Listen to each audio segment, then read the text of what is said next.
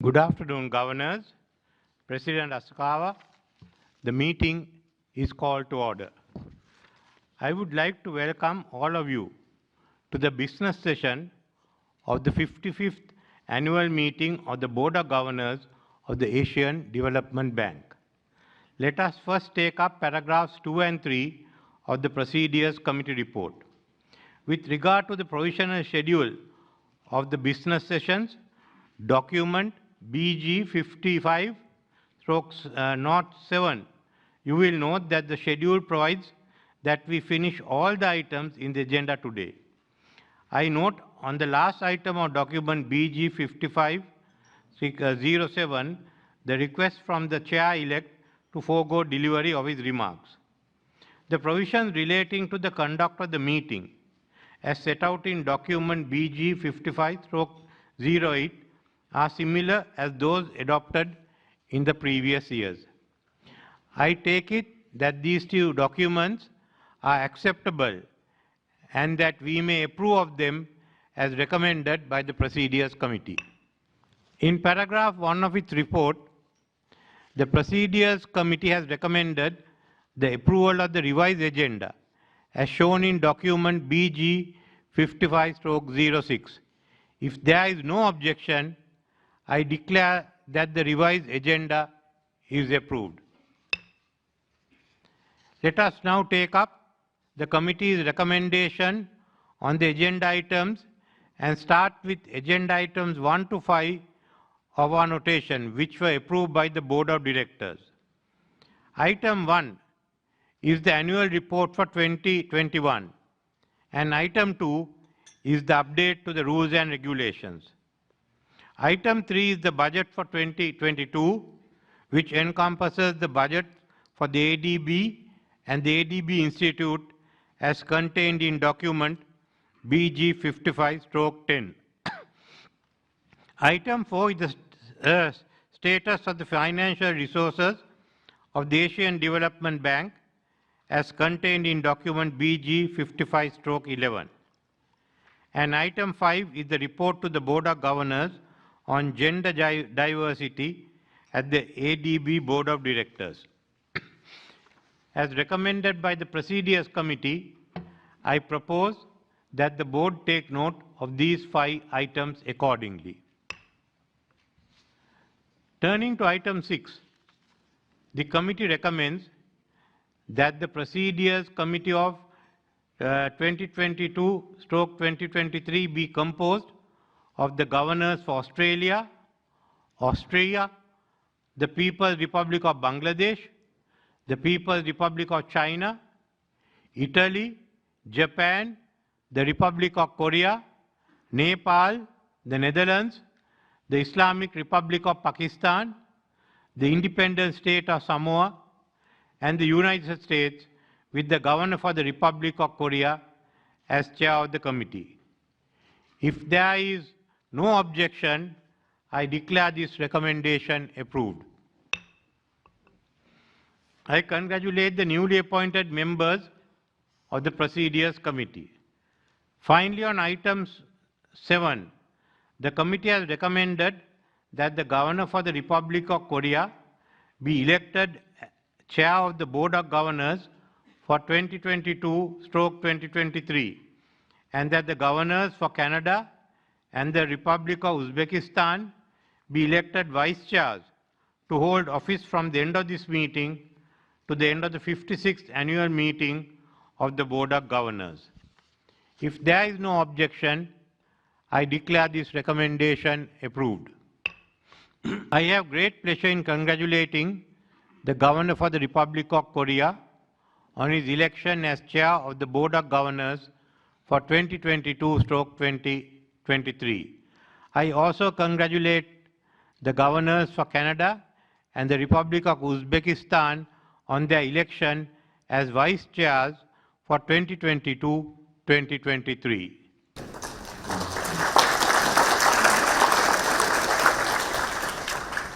At this point, allow me to say a few words as chair of the Board of Governors. Fellow governors, President Asakawa, delegates, ladies and gentlemen, it is my privilege to address you as the chair of the 55th annual meeting of the Asian Development Bank. Today, member countries of ADB have gathered in person after 3 years here in this dynamic city of Manila for the second stage of the ADB annual meeting. First of all, let me express my sincere appreciation to the Asian Development Bank and the Government of Philippines for organizing this prestigious event. Amidst an unprecedented economic crisis that Sri Lanka is currently undergoing, we missed the opportunity to host the second stage of the annual meeting in Colombo. However, we are eagerly looking forward to welcoming you all in Colombo in the near future. The ADB has made a very positive impact, which is being profoundly felt across the entire region. In 2021, the ADB committed $22.8 billion to member countries and has mobilized an additional $12.9 billion in co-financing through partnerships with other sources. The ADB's Strategy 2030 seeks to respond to global challenges, including climate change and natural disasters, food and energy insecurity, whilst also embracing opportunities in the digital economy, sustainable energy, and the leveraging technology for inclusive education and healthcare. Thus, the ADB has a crucial role in helping to shape and finance policies that improve people's lives and livelihoods across Asia and the Pacific. The supply chain shocks created by the COVID pandemic is compounded with the prices of global commodities, mainly food, fuel, and fertilizer, skyrocketing due to the Ukraine war. Higher food and energy prices are leading to the stuttering the growth of middle class and has resulted in further insecurity amongst the vulnerable communities in the Indian Ocean region. As a result of these shocks, there has been a spike in sovereign debt distress across emerging markets. The growth targets, both in East Asia and South Asia, have been revised downwards. If this is not promptly addressed, it risks creating a contagion of debt distress that threatens growth and financial stability across all economies. Countries with pre-existing economic vulnerabilities, including Sri Lanka, are the most affected. Therefore, creditors and debtor nations must work collectively in an equitable manner to ensure economic and financial stability across the region and indeed the world. The developments on the global stage have further aggravated the self-inflicted economic crisis in Sri Lanka, resulting in a political outburst that led to a change in government. Today, we have stabilized the economy and many countries and stakeholders are keenly monitoring how we resolve this crisis. Many nations are keenly watching developments in Sri Lanka to see how we engage with all stakeholders in finding a solution to this multifaceted crisis. We are well aware that the evolution of Sri Lanka's economic crisis includes both domestic policy elements as well as external shocks. It follows that the resolution of the crisis also requires both domestic efforts and the support of external partners. It is incumbent upon Sri Lanka and our creditors and the partners to set an example of how collaborative and good faith action can result in sustainable and equitable solutions to sovereign debt issues. Towards this end, we have already undertaken major macroeconomic policy reform measures. I am pleased to inform you that we have now reached a staff-level agreement with the International Monetary Fund on a 4-year program supported by the Extended Fund Facility. The program is aligned with the commitment of the government to implement an ambitious and comprehensive package of reforms that will help restore the sustainability of our public finances, addressing external imbalances, and restarting our growth engine through structural reforms and improvement in governance. Amidst major economic stress, Sri Lanka is undertaking an unprecedented fiscal effort as part of our commitment to restoring the country's debt sustainability. It's our hope and expectation that Sri Lanka's creditors and all stakeholders will support us in these efforts to restore our debt sustainability and help put the country back on the path of inclusive and sustainable economic growth. While Sri Lanka undertakes these deep and often painful reforms, we are experiencing rising unemployment and reduction in consumer purchasing power. The government is cognizant of the adverse impacts on the most vulnerable members of the society. Accordingly, every effort has been taken to allocate greater financing and resources towards targeted support for social protection. Asia has still to overcome the present global economic crisis. Unlike the financial crisis of 2008, in this instance, the economic levers alone are insufficient to stimulate global economic recovery. The factors underlying the main crisis is not only of economic origin, but are also the consequences of evolving geopolitics. The results being the absence of cooperation amongst the G20, unlike the earlier crisis.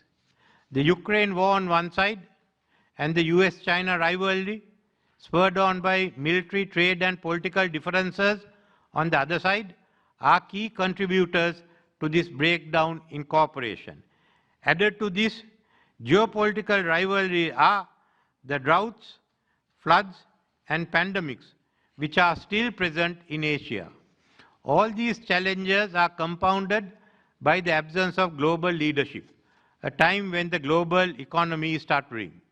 As this global rivalry intensifies into a new Cold War, which will determine a new global power balance by 2050, the inability of the major countries to give leadership to the mitigation of the global climate change crisis is becoming more apparent. Developing Asia is facing a bleak future. Surging inflation, tighter monetary policies, declining in European output, weakening of exports is leading to a weaker economic prospects for South Asia and East Asia, as highlighted in our Asia Development Outlook 2022. Further, we are witnessing new alliances cutting across geopolitical rivalries to respond to the mitigation of global climate change, further highlighting the absence of a common approach on this subject that is vital for our existence. The geopolitical rivalry to determine the contours of the Asian power balance by the mid-century has resulted in the inability of the major countries to give leadership to overcoming the key crises that are threatening the prosperity of the region. The resolution of these major economic and environmental issues is unfortunately interwoven with the global geopolitical crisis. As they say in many of our countries, when the elephants fight, it is the grass that is crushed. This is the predicament of many of our member countries. Therefore, we must overcome the geopolitical rivalries to address the major threats to our existence. Otherwise, we will all fail, leading to instability in our region, reminiscent of Europe after World War I. On the other hand, our ability to successfully meet these challenges will lead to remarkable progress in raising the living standards of our people through the rise of the economies of our member countries. Before concluding, let me express my sincere gratitude to President Marcos and the people of Philippines for the outstanding hospitality and the excellent arrangements in organizing the ADB annual meeting. Thank you.